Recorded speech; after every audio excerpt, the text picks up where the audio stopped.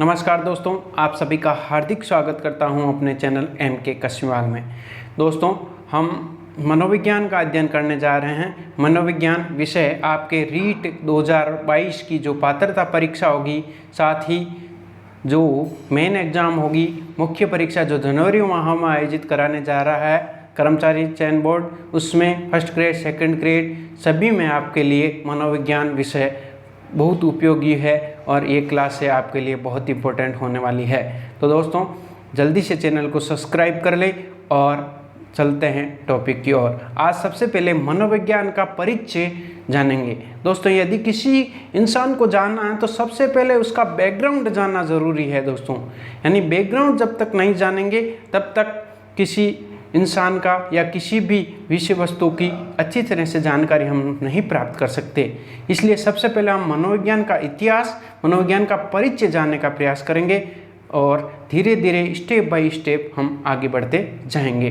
दोस्तों, चलते हैं टॉपिक की ओर। सबसे पहले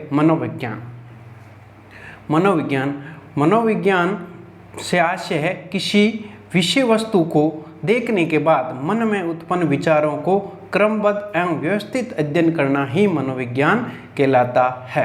अर्थात किसी वस्तु को देखा हमने, देखने के बाद हमारे मन में जिज्ञासा हुई, उस जिज्ञासा को अपने अंदर, मस्तिष्क के अंदर आई और विचार उत्पन्न हुए। उन विचारों को क्रमबद्ध एवं व्यवस्थित कर उसका अध्ययन करना ही, यानी उस पर सलाह मशवरा करना ही मनोविज्ञान कहलाता है।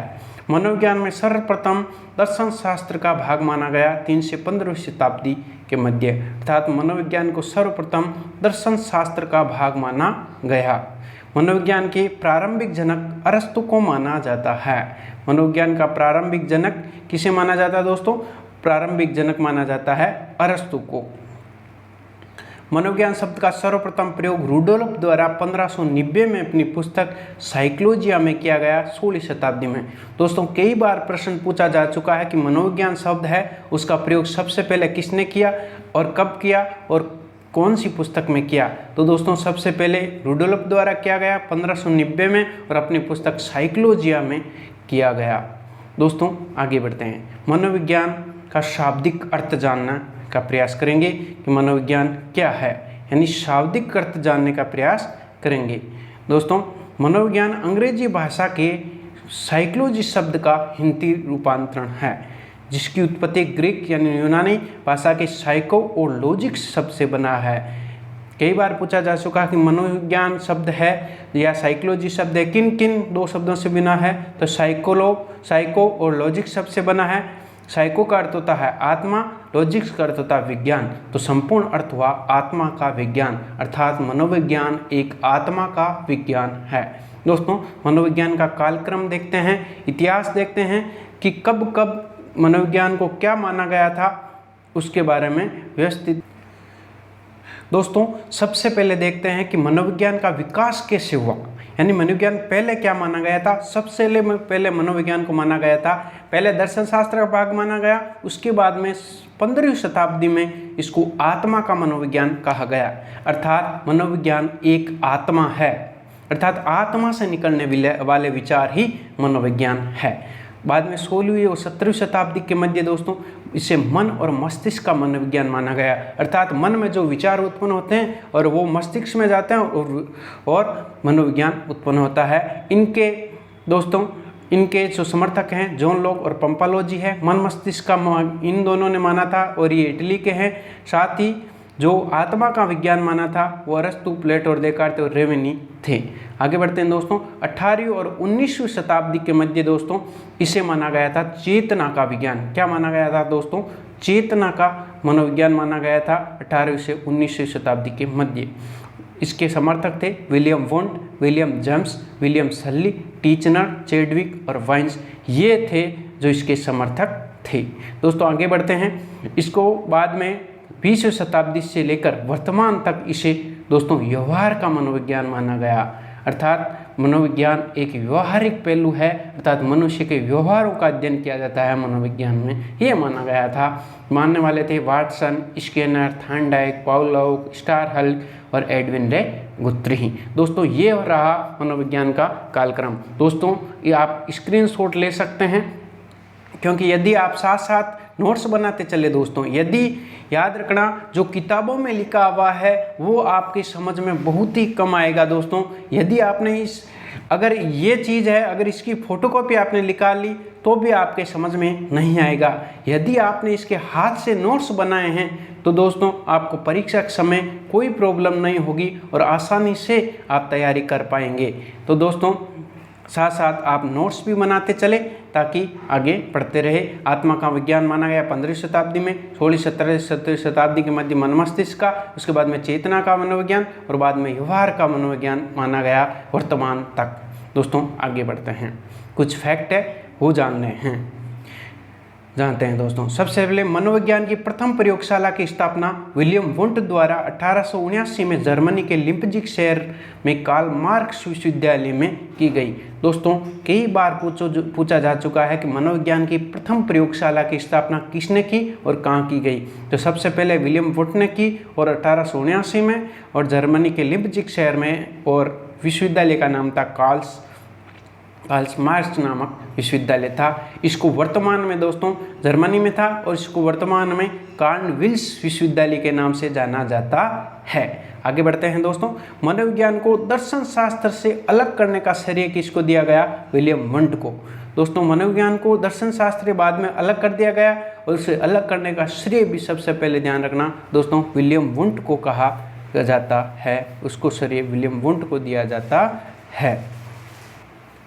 आगे बढ़ते हैं दोस्तों। मनोविज्ञान को प्रयोगात्मक मनोविज्ञान के शाखा के जनक भी विलियम वुंट को माना जाता है। मनोविज्ञान की दोस्तों आगे शाखाएं पढ़ेंगे अलग अलग, तो उसमें देखेंगे क्योंकि प्रयोगात्मक जो मनोविज्ञान की शाखा है उसके जनक भी विलियम वुंट को माना जाता है। तो मनोविज्ञान जो विलियम वुंट है उसके बारे में क्या क्या फैक्ट है। सबसे पहले इन्होंने मनोविज्ञान की प्रयोगशाला की स्थापना की, प्रथम की। सबसे पहले कहाँ की गई? जर्मनी के लिप्जिग शहर में की गई। कब की गई? 1979 में, यानी कि 1879 में की गई। और उसके बाद में इनको विलियम वुंट को प्रयोगात्मक मनोविज्ञान का जनक कहा जाता है। सर्वप्रथम बुद्धि का जो पर कार्य करने का जो श्रेय है विलियम वुंट को जाता है। ध्यान रखना दोस्तों, कार्य प्रारंभ किया गया था विलियम वुंट के द्वारा, लेकिन सबसे पहले जो बुद्धि का परीक्षण किया गया था वो किया गया था दोस्तों बिन्ने द्वारा। बुद्धि का सर्वप्रथम परीक्षण किया गया था। हमने जान लिया दोस्तों कि सर्वप्रथम बुद्धि पर कार्य करने का जो श्रेय है, प्रारंभ करने का श्रेय विलियम वुंट को दिया जाता है, लेकिन सबसे पहले बुद्धि परीक्षण किया था वो बिन्ने ने किया था। विलियम वुंट को संरचनावाद और अंत्यदर्शन विधि का जनक माना जाता है। ये विलियम वुंट के बारे में दोस्तों फैक्ट था कि सबसे पहले उन्होंने लिप्जिग शहर में जो प्रथम मनोविज्ञान की प्रयोगशाला थी उसकी स्थापना की गई 1879 में, जर्मनी के लिप्जिग शहर में कार्ल मार्क्स विश्वविद्यालय में, वो उसको वर्तमान कार्ल विल्स के नाम से जाना जाता है। मनोविज्ञान दर्शन शास्त्र अलग करने का श्रेय भी विलियम वुंट को जाता है। मनोविज्ञान की प्रयोगात्मक मनोविज्ञान के शाखा के जनक भी विलियम वुंट को माना जाता है। और सर्वप्रथम बुद्धि परीक्षण का कार्य प्रारंभ करना श्रेय विलियम वुंट को जाता है। और लेकिन सर्वप्रथम बुद्धि पर जो परीक्षण किया था वो बिन्ने द्वारा किया गया था, अल्फ्रेड बिन्ने द्वारा किया गया था। दोस्तों आगे बढ़ते हैं। अंत्यदर्शन विधि का प्रथम विचार जॉन लॉक द्वारा दिया गया था। ये ध्यान रखना दोस्तों, विलियम वुंट को संरचनावाद और अंत्यदर्शन विधि का जनक माना जाता है, लेकिन अंत्यदर्शन का प्रथम जो विचार दिया था वो जॉन लॉक के द्वारा दिया गया था। प्रश्न पूछा जा चुका है कई बार दोस्तों कि जो अंत्यदर्शन मनोविज्ञान की अंत्यदर्शन विधि है उसका जो संप्रत्यय सबसे पहले किसने दिया था या विचार किसने दिया था? तो जॉन लॉक। यदि पूछे जनक है तो जनक बताना है विलियम वुंट को। आगे बढ़ते दोस्तों। मानवीय व्यवहार का अध्ययन करने वाली अंत्यदर्शन विधि सबसे प्राचीन विधि है। ध्यान रखना, सबसे पुरानी विधि है वो अंत्यदर्शन विधि है, अर्थात बच्चे को पढ़ाकर उसकी आत्मीय अंदर की भावनाओं को बाहर निकालने का कार्य करते हैं। आगे बढ़ते हैं दोस्तों। विलियम मैकडॉवेल ने अपनी पुस्तक आउटलाइन ऑफ साइकोलॉजी में चेतना शब्द की निंदा की। दोस्तों चेतना शब्द में के मन के दो भाग बताए थे, एक चेतन मन और एक अचेतन मन बताया था, जिसमें उन्होंने कहा कि चेतना शब्द एक बुरा शब्द है। कब किया था? 16 पृष्ठ संख्या 16 में आउटलाइन ऑफ साइकोलॉजी नामक पुस्तक है, पृष्ठ संख्या 16 है। इसमें इन्होंने इसको चेतना को एक बुरा शब्द बताया था और संबोधन किया था। सिगमंड फ्राइड ने अपने सिद्धांत मनोवैज्ञानिक सिद्धांत में अचेतन मन को सर्वश्रेष्ठ भाग बताया, यानी 1/9 1927 में कहा गया था कि अचेतन भाग सर्वश्रेष्ठ है, अर्थात जो व्यक्ति सामने देखता है वो नहीं, जबकि जो अप्रत्यक्ष विचारों में विचार जो करता है या जो अचेतन मन में देखता है वो सर्वश्रेष्ठ भाग हैं। अब दोस्तों मनोविज्ञान के द्वारा मनोविज्ञान में दर्शन शास्त्रियों द्वारा अनेक बार अनेक परिभाषाएं दी गई थी। ये परिभाषाएं अक्सर एग्जाम में पूछी जाती है, तो इनके बारे में हम जानते हैं दोस्तों। सबसे पहले परिभाषा है वुडवर्थ के द्वारा दी गई दोस्तों। वुडवर्थ कहता है कि मनोविज्ञान में सर्वप्रथम आत्मा, मन, मस्तिष्क, चेतना को त्याग कर व्यवहार को अपनाया। दोस्तों वुडवर्थ की जो परिभाषा है उसके आधार पर हम ध्यान रखना दोस्तों, कालक्रम को भी याद रखते हैं। मनोविज्ञान सर्वप्रथम आत्मा माना था, उसके बाद में मन मस्तिष्क माना था, उसके बाद में चेतना माना था और उसके बाद में व्यवहार माना था। अर्थात यानी मनोविज्ञान ने सर्वप्रथम आत्मा को, मन मस्तिष्क और चेतना को त्याग कर व्यवहार को अपनाया, ऐसा माना था। वुडवर्थ कहता है वातावरण के संपर्क में आने वाले सभी मानवीय व्यवहार को अध्ययन मनोविज्ञान में किया जाता है। अर्थात मानव व्यवहार, जो मानव है उसके वातावरण आसपास जो व्यक्ति आता है उनके बारे में अगर अध्ययन किया जाए तो वो मनोविज्ञान कहलाता है। स्किनर कहता है मनोविज्ञान व्यवहार एवं अनुभव का विज्ञान है, यानी मानव व्यवहार और उससे प्राप्त अनुभव का विज्ञान ही स्किनर है। दोस्तों रोज इन परिभाषाओं को पढ़ेंगे तो निश्चित रूप से ये परिभाषाएं आपको याद हो जाएगी।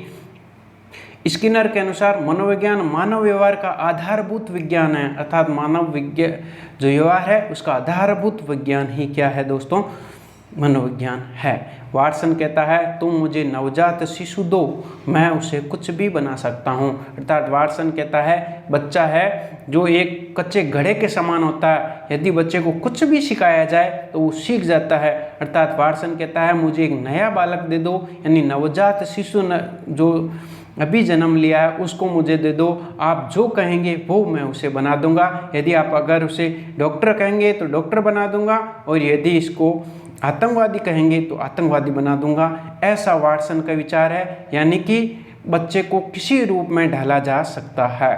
आगे बढ़ते हैं दोस्तों। वाटसन के अनुसार मनोविज्ञान मानव व्यवहार का सकारात्मक विज्ञान है, यानी मनोविज्ञान मानव व्यवहार का सकारात्मक विज्ञान है, ये वाटसन के द्वारा कहा गया।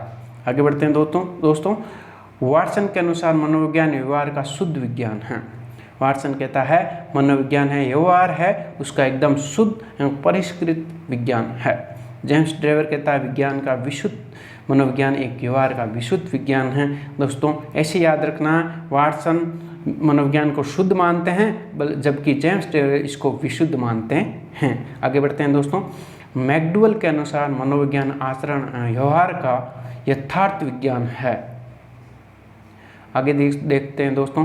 इन परिभाषाओं को आप एक पेज पर लिखे और रोज सुबह सुबह बोले तो दोस्तों कुछ ही दिनों में आपको निश्चित रूप से कंठस्थ हो जाएगी। ये बहुत इंपॉर्टेंट परिभाषा दोस्तों कई बार पूछी जा चुकी है, परीक्षा में कई बार पूछा जा सकता है कि 20वीं शताब्दी बालकों की शताब्दी ही है, ये परिभाषा किसकी है?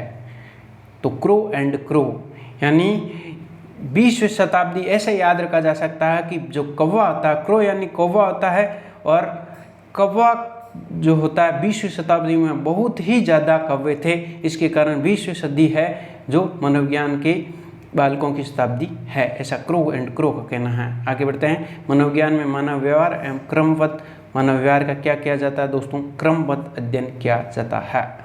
पिलवरी कहता है कि मनोविज्ञान मानव व्यवहार का मनोविज्ञान है, सेम ही बातें बोल रहा है। आगे बढ़ते हैं।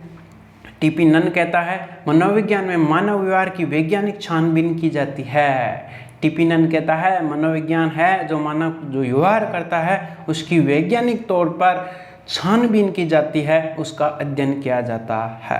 कार्लसनी कहता है मनोविज्ञान का संबंध मानव व्यवहार का अध्ययन करने से है।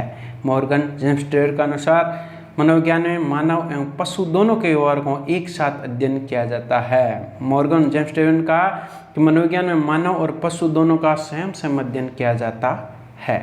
दोस्तों आगे बढ़ते हैं। मनोविज्ञान की प्रमुख शाखाएं।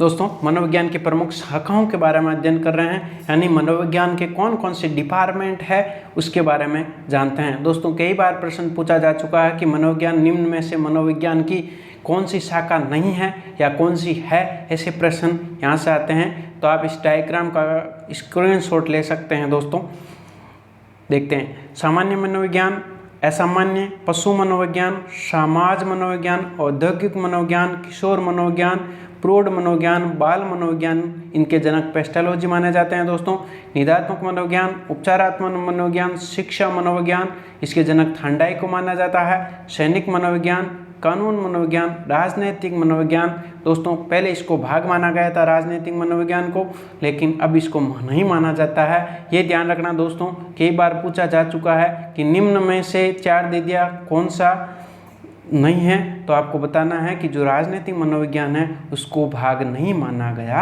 है। परा मनोविज्ञान ये नवीनतम शाखा है दोस्तों, ये 2008 में बनी थी और इसको आधुनिक मनोविज्ञान के नाम से भी जाना जाता है। आगे बढ़ते हैं दोस्तों, अगला है कि परा मनोविज्ञान, ये एक मनोविज्ञान की नवीनतम शाखा है दोस्तों, 2008 में बनी है और इनमें उन तथ्यों का अध्ययन किया जाता है जो जादू टोना से संबंधित होता है, अर्थात भूत प्रेत जैसी घटनाओं का अध्ययन किया जाता है, वो परा मनोविज्ञान में किया जाता है। दोस्तों आगे बढ़ते हैं,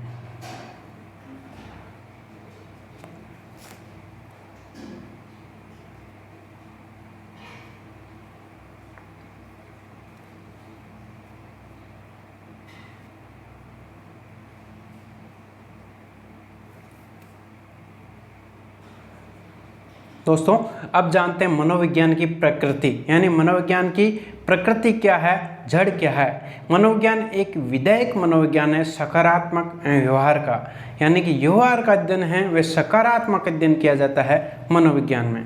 दोस्तों आगे बढ़ते हैं, मनोविज्ञान की प्रकृति वैज्ञानिक होती है, यानी ये एकदम सेंसिटिव अध्ययन करने के बाद होती है। मनोविज्ञान का अध्ययन केंद्र मानव का व्यवहार होता है। दोस्तों कई बार प्रश्न पूछा जा चुका है मनोविज्ञान का अध्ययन केंद्र क्या होता है, तो मानव का व्यवहार होता है। दोस्तों मनोविज्ञान भूतकाल की अपेक्षा वर्तमान घटनाओं का अध्ययन करता है, यानी भूतकाल की बजाय जो वर्तमान में घटित घटना है उनके बारे में अध्ययन करता है। मनोविज्ञान अपने प्रश्न क्या, क्यों और कैसे का जवाब देता है। मनोविज्ञान में मानव के संबंध में भविष्यवाणी की जा सकती है। आगे बढ़ते हैं दोस्तों हमने आज क्या क्या जाना है, मनोविज्ञान की परिभाषाओं को देखा था, मनोविज्ञान की शाखाओं के बारे में जान लिया था, साथ ही मनोविज्ञान ने कब कब विकास किया था उसके बारे में, जो अंतरिक्ष फैक्ट थे उसके बारे में।